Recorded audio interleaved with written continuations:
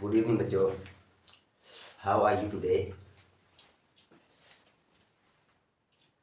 आज का क्वेश्चन देख लो। क्वेश्चन नंबर 1 है, भाज्य ए एंड भाज्य बी के लिए A is equal to B Q plus R में शेषफल आर के लिए कौन सा संबंध सही है। यूक्लिड विभाजन पर में है, कौन सा सही है। 0 is less than equal to R is less than B, ये सही है ना। तो मेरे पास प्रमेय ही है इसका। क्वेश्चन नंबर 2 पे आ जाते हैं। द्विघात समीकरण के मूलों की प्रकृति होगी। मूलों की प्रकृति एक ही इक्वेशन है ना, इक्वेशन है। तो मूलों की प्रकृति के लिए हम क्या, एक इक्वेशन है तो क्या करेंगे, किससे तुलना करेंगे। हम्म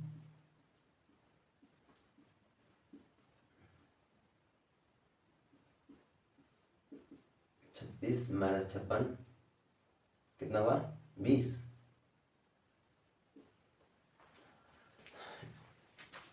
क्या आया, 20 square minus 4ac less than 0। It means कोई वास्तविक मूल नहीं होगी। ऑप्शन में है वास्तविक और असमान बराबर अवास्तविक। मूलों की प्रकृति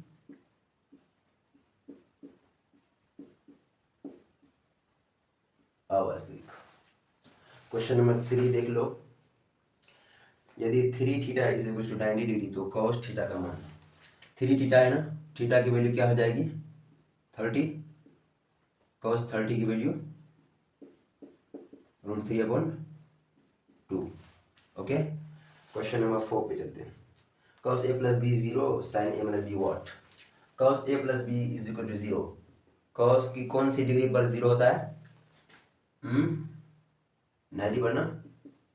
तो अल्फा प्लस बीटा क्या हो जाएगा, 90 डिग्री होगा। तो अल्फा प्लस बीटा 90 डिग्री हो जाएगा। तो हम किसी एक की वैल्यू निकाल लेंगे अल्फा की, 90 माइनस बीटा। अब देखो इसको साइन पे पुट करते हैं, साइन अल्फा की जगह 90 माइनस एक बीटा ये है और वो 2 बीटा हुआ क्या, साइन 90 माइनस 2 बीटा। इसे हम क्या लिख सकते हैं, cos 2 बीटा लिख सकते हैं। नेक्स्ट क्वेश्चन देखते हैं। हाँ, हमारे ऑप्शन में भी अगला क्वेश्चन देखो। क्वेश्चन नंबर 5 है, x plus Y is equal to 14 and x minus Y is equal to 4 का सॉल्यूशन क्या होगा। Means x plus Y, x and y की वैल्यू क्या होगी। देख लो इक्वेशन 1 इक्वेशन 2 मान लो। तो क्या यार, 2x बराबर 18, तो x बराबर 9, x की वैल्यू पहले में रखो, y बराबर 14 में 9 गया 5। अगला क्वेश्चन देख लो। क्वेश्चन नंबर 6 है, त्रिभुज A B C and D E F given that A B upon D E B C upon F D, तब कौन सा एंगल बराबर होगा। कौन सा एंगल बराबर होगा देख लो।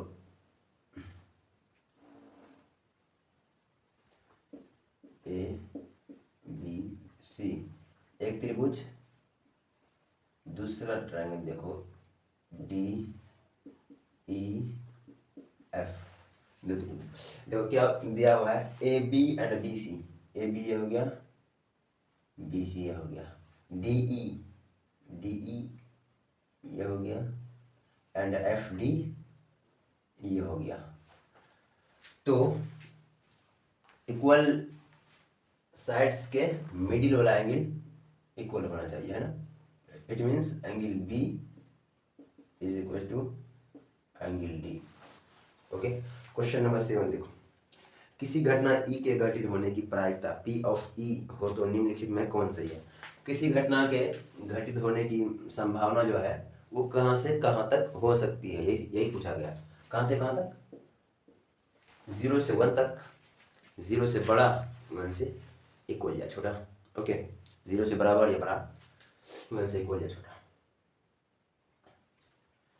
क्वेश्चन नंबर 8 पे देखो, sine 60 cos 30 cos 60 sine 30। Sine 60 को हम क्या लिख सकते हैं? 90 माइनस 30 लिख सकते हैं क्या? प्लस cos 60 को as it is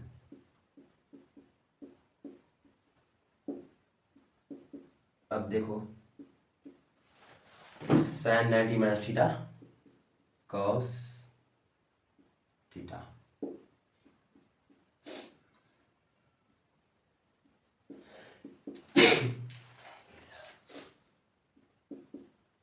sine 30 sine 30 cos square plus sine square is equal to 1 and theta की वैल्यू सेम है ना। क्वेश्चन नंबर 9 देखो, बिंदु P 5,6 की x अक्ष से दूरी, x एक्सिस से डिस्टेंस निकालने बोला है। यहाँ x का कोऑर्डिनेट 5 मत बोलना। देखो ये है ग्राफ, ओके। सपोज करो x एक्सिस का ये क्या है, इकाई 5, सपोज यहाँ कहीं 5 है, और y एक्सिस का 6, सपोज यहाँ कहीं 6 है। तो पूछा है x एक्सिस से दूरी कितनी है, ये बिंदु कितनी है दूर पर ये बिंदु है। ये बिंदु कहाँ बनेगा, कहीं इस प्रकार से बनेगा, जो कि 5,6 होगा। तो पूछा है उस बिंदु से x एक्सिस की दूरी कितनी है, कितनी होगी, जितनी यहाँ होगी, यहाँ से यहाँ तक 6 है, उतनी ही यहाँ भी होगी, दैट मीन्स 6 इकाई। क्वेश्चन नंबर 10 है, ओके। संख्या है 3.24636363 परिमेय है या अपरिमेय या प्राकृतिक, कुछ क्या है, परिमेय संख्या। क्यों? क्योंकि ये टर्मिनेट हो जाता है। देखो यहाँ डैश डैश नहीं है, भाग देते देते किसी संख्या को यहाँ तक आके वो 0 हो चुका है, टर्मिनेट हो चुका है, नॉन टर्मिनेट नहीं है, अगेन अगेन रिपीट नहीं हो रहा है, यहाँ तक ये समाप्त हो चुका है, फुल स्टॉप लग चुका है, तो ये परिमेय संख्या। क्वेश्चन नंबर 11 देख लो, शांत प्रसार, दशमलव प्रसार शांत किसका है, यही ढूंढना है। शांत दशमलव प्रसार होने के लिए कंडीशन क्या है, 2n 5m के रूप का हो, कुछ ऐसा देख लेते हैं, जिसका हर एक नंबर का चेक करते हैं।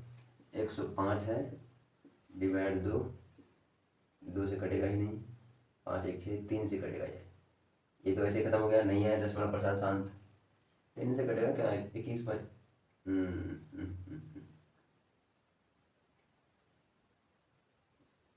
33 नहीं 31 है ना, 3 दिया 15 35 7 ये तो नहीं होगा, इसका चेक कर लेते हैं। 210 2 से कटेगा 105, फिर वही वाली कंडीशन, ये भी नहीं होगा, ये भी नहीं है, ये भी नहीं है, इसका भी दशमलव प्रसार शांत है। डी का चेक कर लेते हैं, 160, इसका देखो 2 से 80, 2 से 40, फिर 2 से 20, 2 से 10, 2 से 5, कितना हो गया, 2 to the power 1 2 3 4 5 5 5 to the power 1। तो दशमलव प्रसार शांत इसी का है, यही भाई साहब शांत है, बाकी सब अशांत है, अशांत। क्वेश्चन नंबर 12 देख लो, HCF निकालने बोला है। 44 1 44 3 72 का देख लो, कौन सा, 60 तो नहीं होगा, 60 को किसी से मल्टीप्लाई करो, लास्ट में 0 जो कि है नहीं वहाँ पे। 12 24 में देख लेते हैं, 12 ही होगा।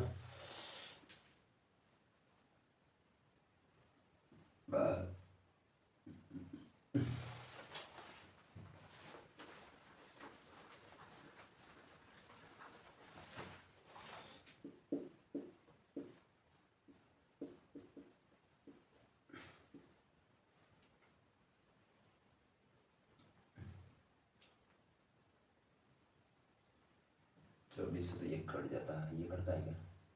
12 से तो दोनों कटता है, 12 12 144 और 12 10 12 24 24 12 36 1 12 का 12 3 36 1 12 का 12 31 12 कट जाता है। 24 से कटता है क्या? 24 से 24 पंचे 120, 24 से 144, ये तो कट गया। अब इसको देख लो, 24 में 48, 24 से कम 24, 10 34, 3 37 13 2, 24 पंचे 120, 24 से 144, 24 नहीं है, इसका मतलब 12 है। ओके, ऐसी बड़ी संख्या जो जिससे दोनों कट जाता, प्रोसेस क्या होगा देख लो ना। 44, 144 दूना 288, 288, 12 में 4, 16 में 8,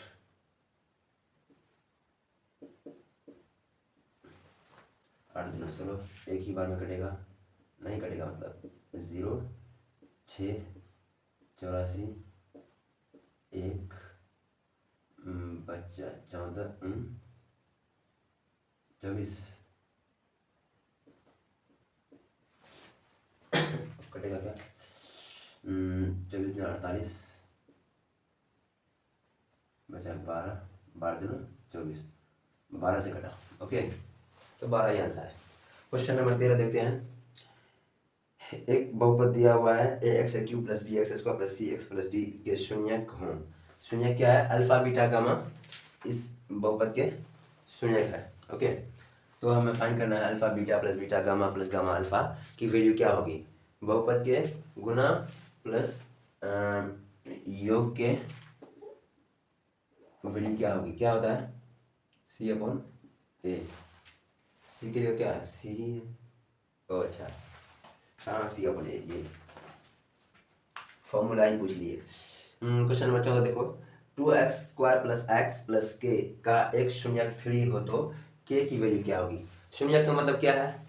शून्यक का मतलब यह है कि उस शून्यक की वैल्यू उस इक्वेशन पे रखेंगे, समीकरण पे रखेंगे तो इक्वेशन की वैल्यू क्या हो जाएगी? 0 हो जाएगी। एक शून्यक क्या है? 3 है।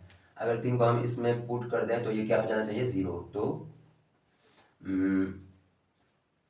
3 का स्क्वायर 9, 9 दूना 18 प्लस 3 प्लस के शुड बी 0। अब के की वैल्यू देख लो, 18 3 माइनस 21। ओके, बहुपद त्रिज्या के शून्यक अल्फा बीटा गामा हो तो अल्फा बीटा गामा का मान होगा। अल्फा बीटा गामा का मान क्या, फॉर्मूला क्या है? माइनस डी अपॉन ए। डी की वैल्यू क्या है? 7, minus 7 upon 4। Question number 16। Question number 16 यानी कितने हल होंगे? हाँ, कितने हल होंगे उसके लिए हमें क्या करना होगा? कंपेयर करना होगा। ओके, देख लो, a1 upon a2, b1 upon b2, c1 upon c2 को चेक करते हैं। 2/6 इज इक्वल 3/5 इक्वल है क्या? नहीं है। तो क्या होगा? प्रतिच्छेदी रेखा। कितने हल होंगे? एक।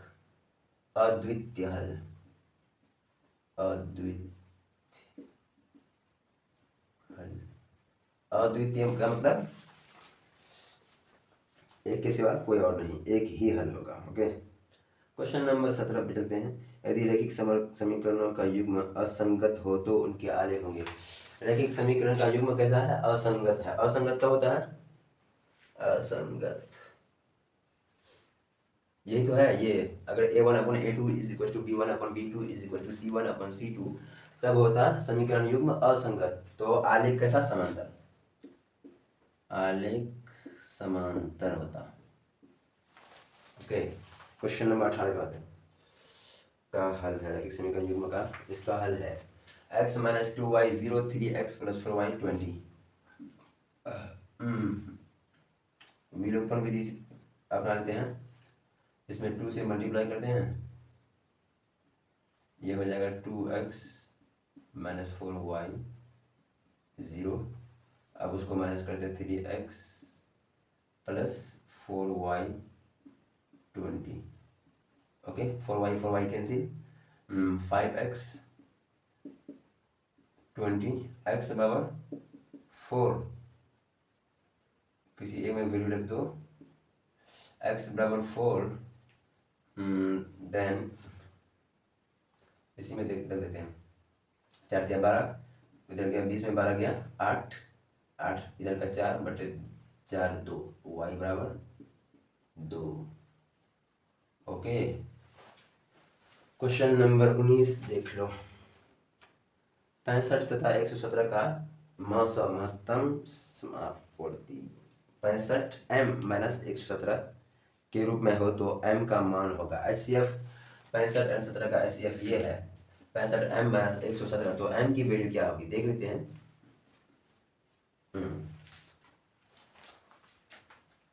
पहले HCF निकाल लेते हैं। 65 117 का 1 से है ना, 65 2 11 में 5 5 11, 1 से 3 1 52 कट गया, 13 चौका 52, तो 13। इसका मतलब 65 m माइनस 117 बराबर 13 होगा।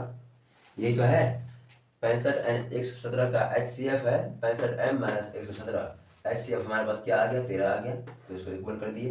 अब देखो 65 m बराबर 117 प्लस 13 30, 130 m बराबर भागा 65, 65 दूना 130 प्लस ax 0 का एक मूल 2 है, तो a बराबर क्या होगा। देखो मूल दिया हुआ है 2, और हमने पहले बताया 2 एक मूल है, शून्यक है, तो समीकरण में रखने पर समीकरण की वैल्यू 0 आनी चाहिए। ओके, देखो x के जगह 2 रखते हैं तो 2 का स्क्वायर 4, 4 दूनी 8, 8 6 14, ये तो हो गया हमारे पास 14 पॉजिटिव के। अब 2 का ऐसा वैल्यू लेना है, मतलब a का ऐसा वैल्यू लेना है जिसको x यानी 2 से मल्टीप्लाई करने पर -14 आए, क्योंकि पॉजिटिव हमारे पास 14 है, शून्य की वैल्यू समीकरण में रखने से 0 हो जाती है, तो 2x की वैल्यू हमारे पास दिया हुआ है a बराबर -7, 7 दूनी 14। समझ गए। ये क्वेश्चन का लॉजिक तो काफ़ी बार समझा चुका हूँ यार, कितना बार बताऊँ। हाँ, 21 number question, x square plus 2 into के प्लस 2 इंटू एक्स प्लस 9 के मूल वास्तविक और बराबर हो तो के का मान होगा। क्या है, इसके मूल वास्तविक और बराबर है, एक ही इक्वेशन है। लॉजिक क्या है, लॉजिक क्या होना चाहिए, B square minus 4ac। 2 equation रहता तो दूसरा वाला क्वेश्चन आता। मूल वास्तविक और बराबर कब होते हैं, B square minus 4ac is equal to 0, तभी ना। अब देख लो, अब देख लो भाई साहब, बी स्क्वायर की जगह क्या रखेंगे हम, 2 इंटू के प्लस 2 का होल स्क्वायर, ये भी स्क्वायर में है ये भी स्क्वायर में, माइनस 4ac। एक की जगह क्या है, कुछ नहीं है, 4ac माइनस 9 36 36 के इज इक्वल टू 0। अब देखो 2 का स्क्वायर 4 इंटू के का square A square plus B square plus 2ab 4 के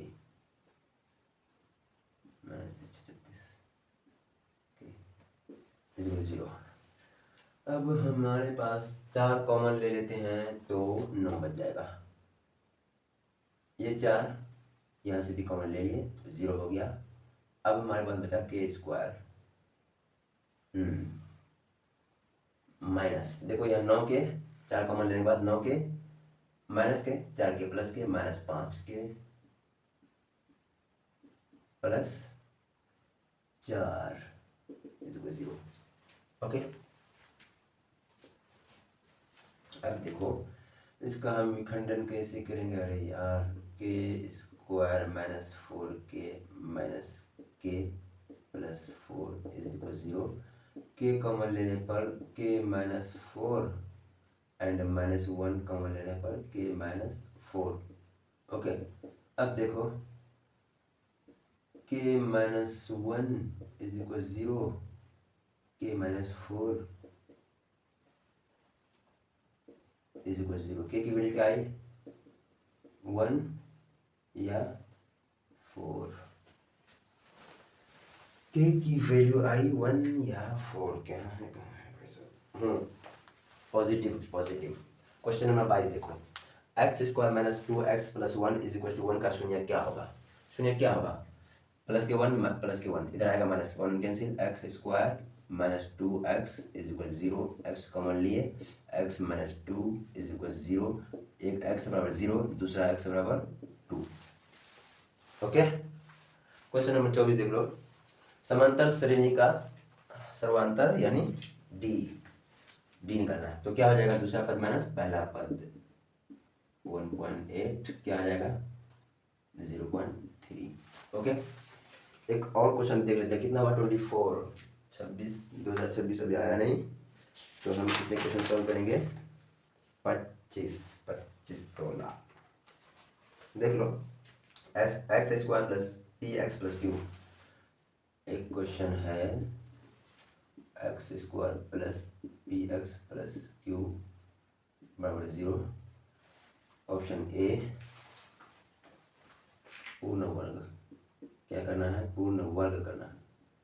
पूर्ण वर्ग होने के लिए q की वैल्यू क्या होनी चाहिए, a 0, b है p स्क्वायर अपॉन 4, c है p अपॉन 2, d है माइनस p अपॉन 2।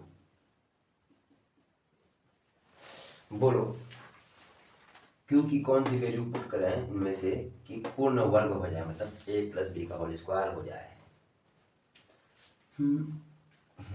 कौन सी, देखो तो इसको रख के देखते हैं, इनमें क्या लॉजिक है, कोई लॉजिक नहीं है। इसी को रख के देखते हैं, X square plus P X plus P अपन 2 का होल स्क्वायर हो गया, A square plus B square plus 2ab, A square plus B square plus 2a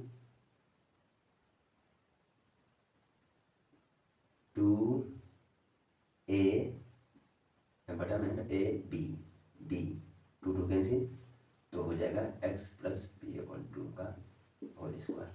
समझ में आया क्या, देखो ना इसी में लॉजिक बैठ रहा था, पी अपॉन 2 का होल स्क्वायर, क्यू बराबर अगर P upon 4 P square upon 4 को रखते तो अपने आप में ये स्क्वायर हो रहा था, और हमें पता है X square plus A square plus B square plus 2ab इस तरह कुछ आ रहा है, तो हमने उसे पुट किया x square plus P X plus P upon 2 का whole square, A square plus B square.